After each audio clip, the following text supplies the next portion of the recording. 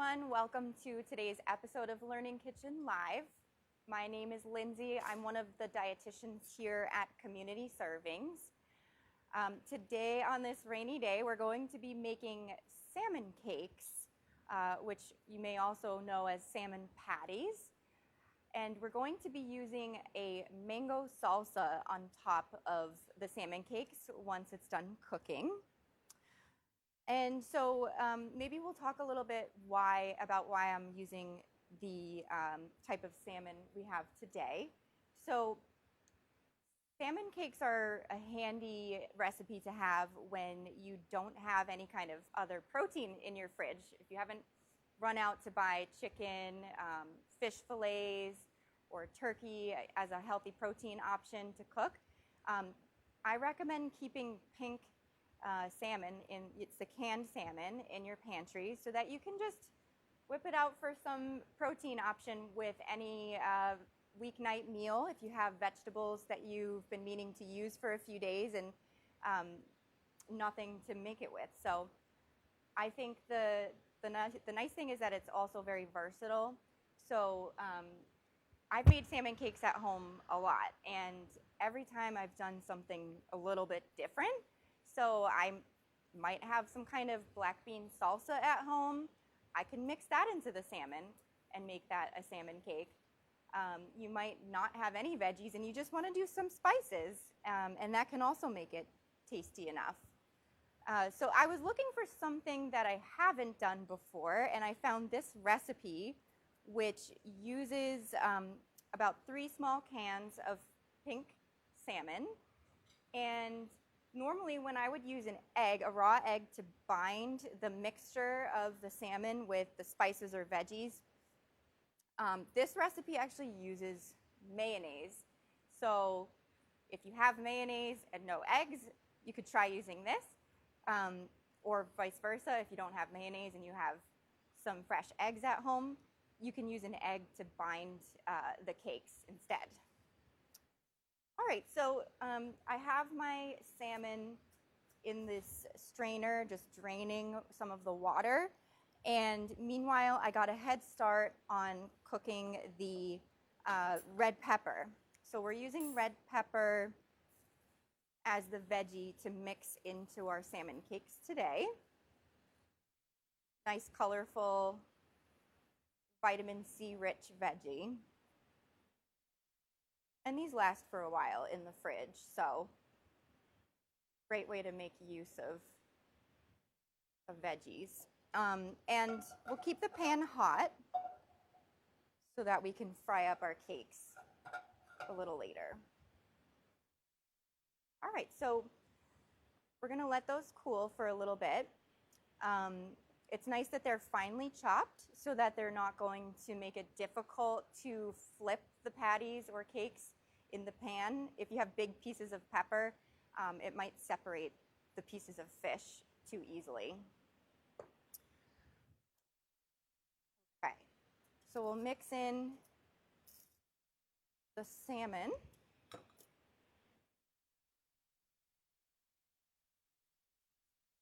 Pink salmon, canned salmon, you can get that pretty much any supermarket in the same aisle where you would get tuna. I personally get kind of sick of tuna, so this is a nice way to get a different flavor while also using canned fish that can be good on your weekly budget. So I would just say try to do your best to find the lowest sodium option, because with canned fish, it can be sneaky.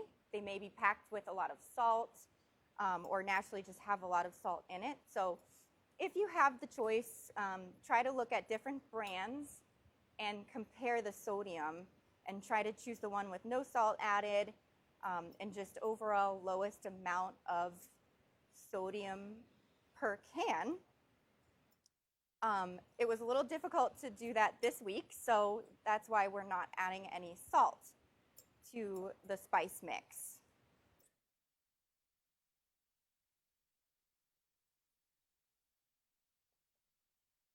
All right, so we want to mash the salmon a little bit more so that it mixes well.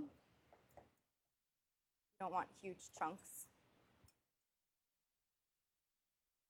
You could try using a whisk as well, but it might get stuck. The salmon pieces might get stuck too easily on a whisk. So for spices, we have plenty of garlic, some garlic powder,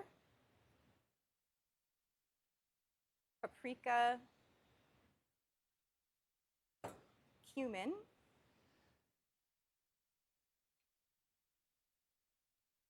and then I mixed ahead of time some oregano, black pepper, and I added a little bit of cayenne. That's optional. If you don't like too much heat, you can just skip that part.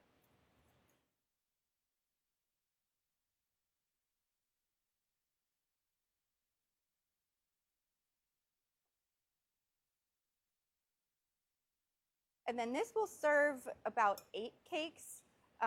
They're not huge pieces, so maybe you could eat 2 or 3 pieces of the salmon cakes with a salad or some whole grain that you might have cooked ahead of time, like you could put it on top of quinoa.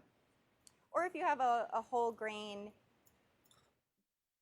bun or whole grain sandwich bread, you can make it into like a salmon burger.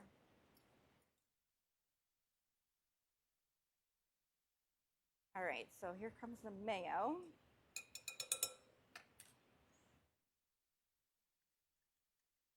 I'll make sure the heat gets really turned up. You want to make sure you swirl the oil so that it really coats the pan. And it helps to use a non-stick pan as well, since the salmon is flaky.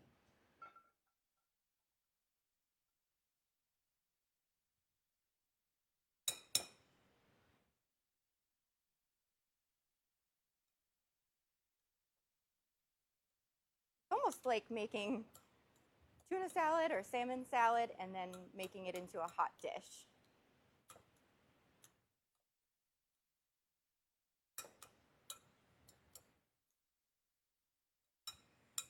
The other note on this recipe is there aren't any breadcrumbs. So traditionally you might use breadcrumbs in your salmon cakes. I usually do as well.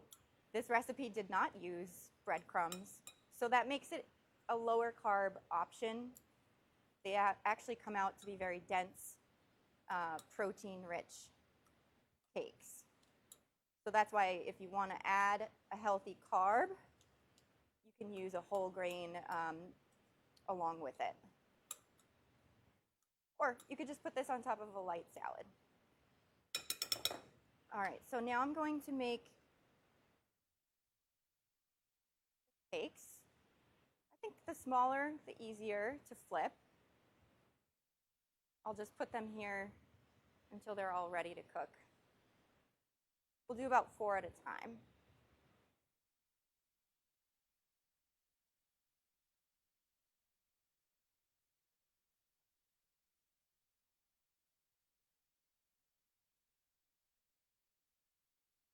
Nice to use fish in your weekly meal plan so that you can get some more heart-healthy options, especially if you're trying to cut down on meat. This could give you some variety in your meals. There are usually, I'd say in 2 of these cakes, like 20 grams of protein. So it's very filling, but it doesn't bring that saturated fat with it that meat does. So I'll get started on frying these up.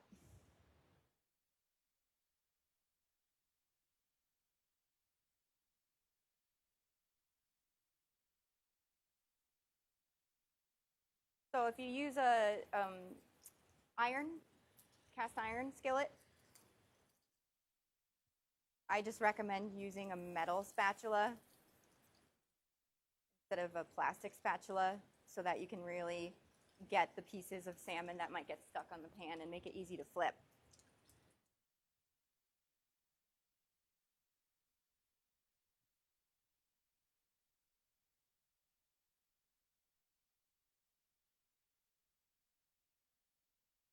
All right.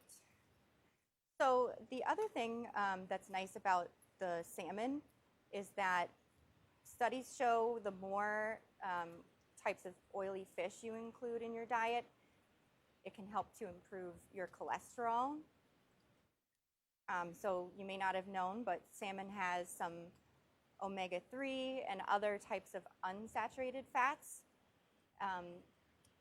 And the avocado that we're putting into the salsa also has a lot of unsaturated fat. So overall, this is a very heart-healthy dish with all types of unsaturated fats that will keep you full, because fat takes longer to digest, just like protein takes longer to digest. So that's why a couple of these cakes can go a long way.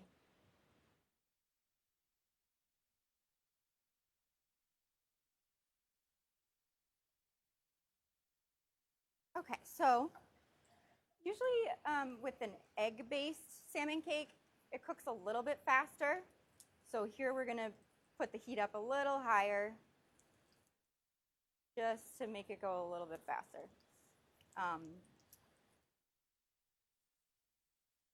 While that's cooking, I can also get started on the salsa.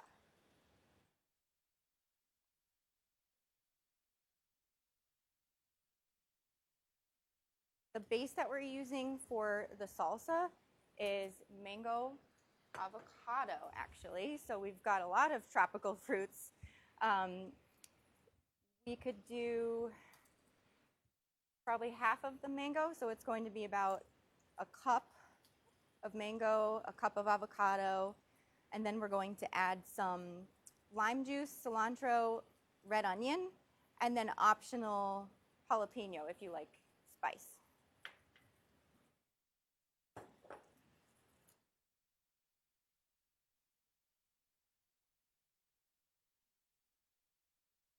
This mango is a little underripe, but it's nice and big, so we'll be able to get some meat out of it.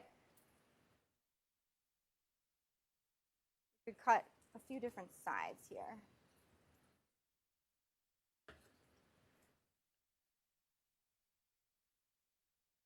Look at that. So that's another way to get healthy carbohydrates is from fruit. So those will add vitamin C and fiber, but keep the dish overall low enough in carb.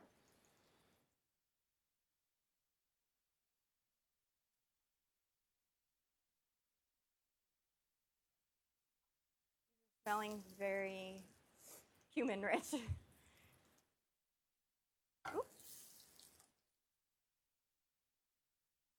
you want it to get nice and brown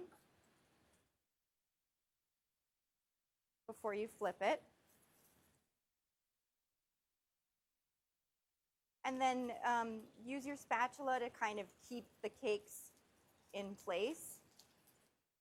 So if you don't feel like you have time to watch the stove, maybe you can also try to line a baking sheet with oil and bake the cakes instead. And just turn them once.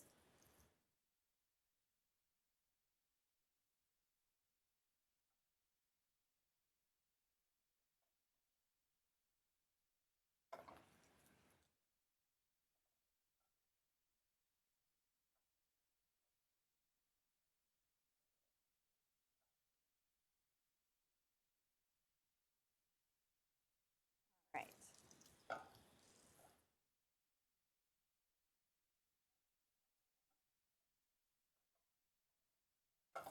We'll let that side cook a little longer. I'll also be able to show you kind of a trick to slicing the mango, because there are a few different ways you can do this. If you're making the salsa, it might be easier to actually peel it with a veggie peeler, and then that way you can just get right into chopping the pieces finely. But if you want to just cut this through to the skin like an avocado, that helps as well. So you can get chunks already formed. And then just peel them off or cut them off.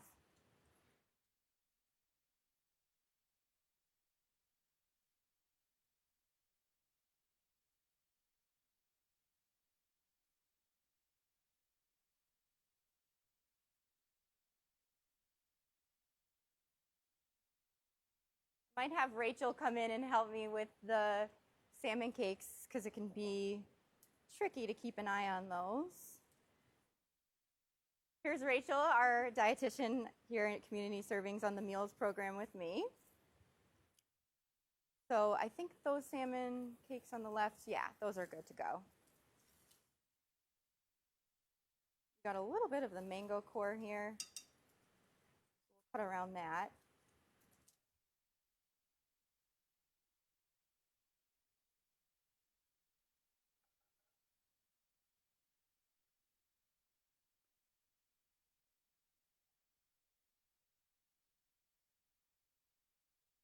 All right, so you can cut these more finely if you'd like. Today we can do nice big chunks on top of the salmon cakes. Avocados, they seem ripe. They can be kind of a gamble, so we'll see how this one looks. I didn't cut it until now because I didn't want it to start getting too brown because avocados definitely do not like exposure to air. It does help if you put a little lemon juice on top. That can stop the browning process.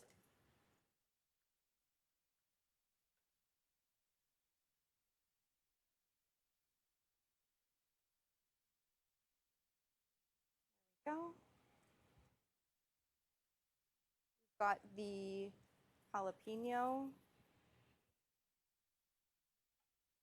And then we'll do a lot of lemon juice, so that gives you the base for the salsa too.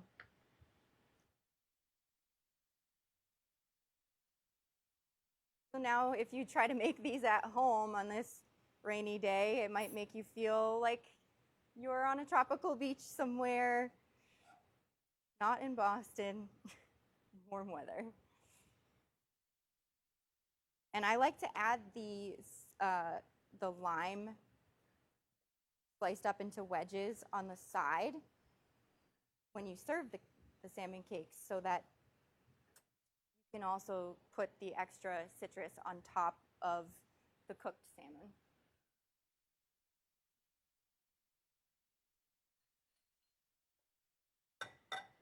Thank you, Rachel. They look great. So yeah, we have a lot of brown golden color on each side. We'll add a little bit of cilantro. Feel free to skip this part because I know cilantro is polarizing.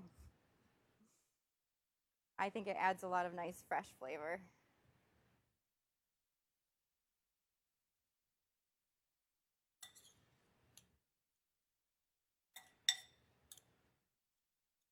So you can see it's nice to make them small, easy to flip, and then you can have more people try them.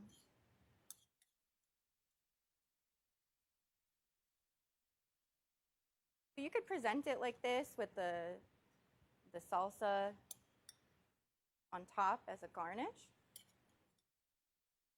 Put it on the side, or just squeeze it into your salmon burger if you have a bun.